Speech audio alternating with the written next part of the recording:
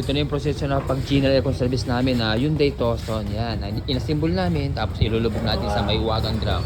At syempre yun, pinasura natin. Yan, nitrogen ang panitis namin mga boss. Yan, para sure full.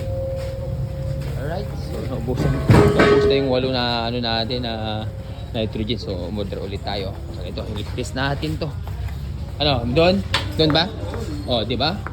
Yung kagandaan talaga pag mano natin. Tignan natin sa mahiwagang drum. Alright, pwesto.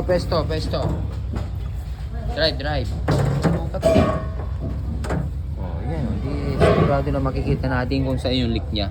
So, ito yung proseso na pang-general aircon service namin mga kababayan. Ayun o, nakikita nyo yan, evaporator. Alright.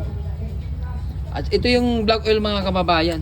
At saka 3 beses na siya nagpakarga. Boss! Sa Hyundai Tucson.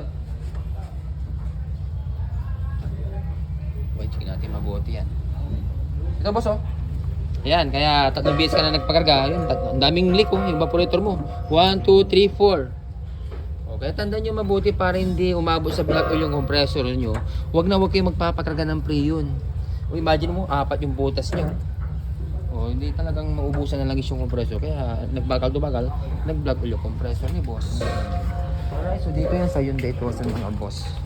Palalamigin natin to, kondisyon natin to. So general aircon service ang ginawa namin, binaba namin lahat. Okay.